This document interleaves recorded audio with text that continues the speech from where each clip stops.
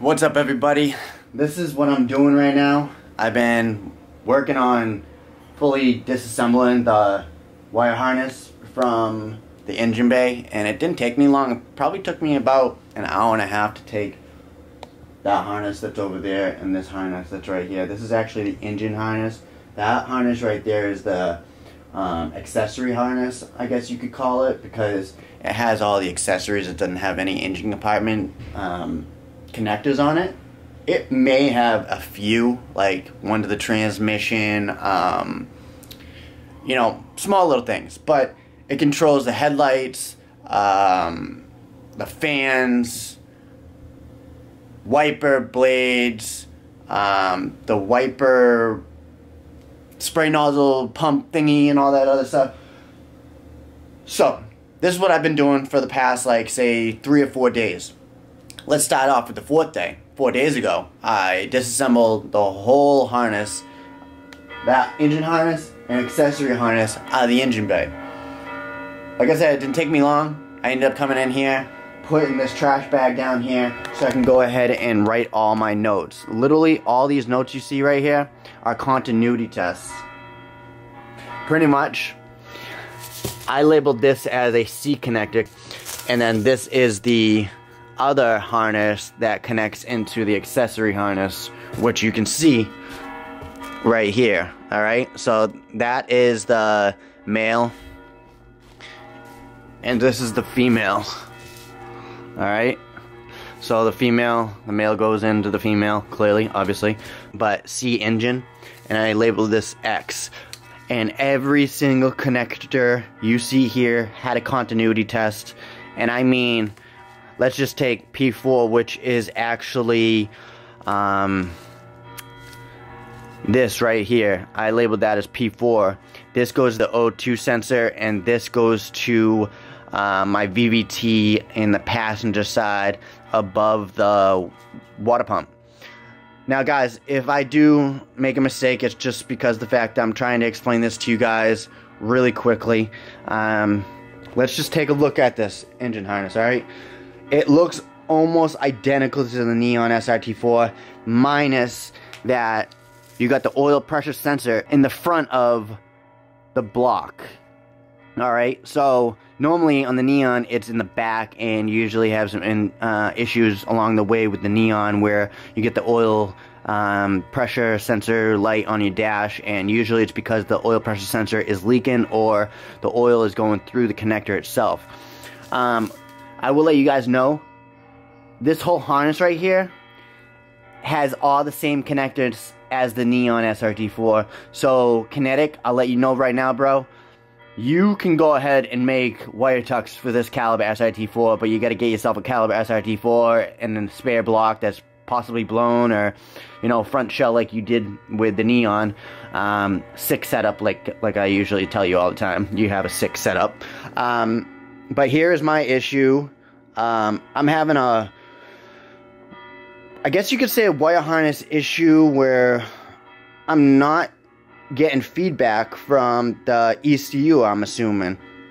So clearly the cluster works with the TIPM, alright? So I've replaced both TIPM, Dorman, and OEM. This one right over here is the OEM one. You can tell because of the fact that it actually has colored indications right here. The Dorman actually doesn't. You can see OEM, OEM. So I do have my Dorman downstairs, but I don't really care about that right now because I'm just trying to do my tests on this harness, and I'm pretty much done. You can actually see him wrapping everything back up so it's secure and tight, and, you know, doesn't get frayed by the engine movement. Right here, I gotta figure out what I'm gonna do here, but I gotta go ahead and reinstall this right on here. You guys can see I extended my injector wires from the harness because they were probably about 2 inches long. Now they're about 4.5, I guess.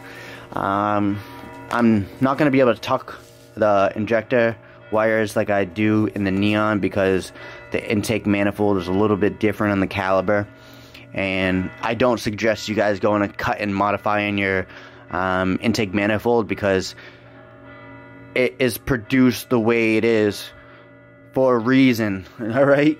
So, this is my engine harness, and that is my accessory harness. You got TIPM, that's the ECU. This right here is one of your airbag sensors. You can tell by the yellow clip, and it looks like that. They're all around your car in case your car does get hit, your airbags deploy.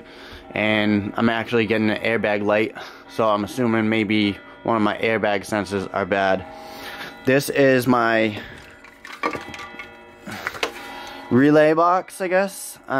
This is what gets a lot of condensation within it, and it's usually this one right here.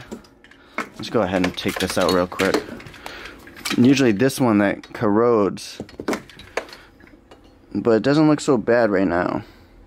I'm actually going to be taking this whole thing apart and cleaning every connector within the harness. It's going to be a pain in the ass and time consuming, but it needs to be done.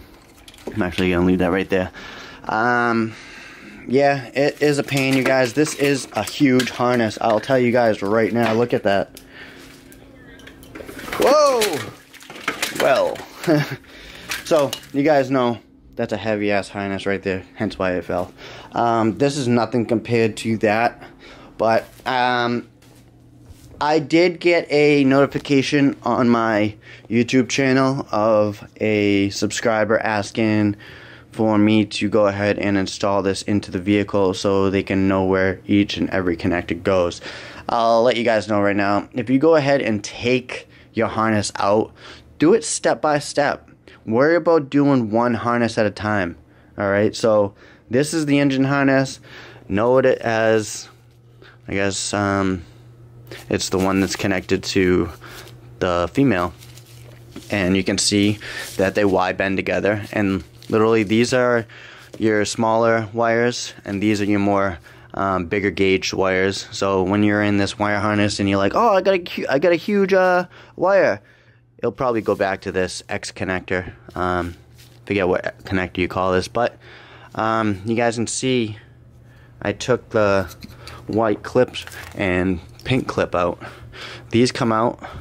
I'll show you guys another video sometime on how to go ahead and disconnect your connectors. I have a bunch of connectors downstairs that I literally haven't even made a video for you guys on how to take connectors apart, but it's fairly easy. I just gotta figure out where this one goes again. I forget. Maybe it's that one. No.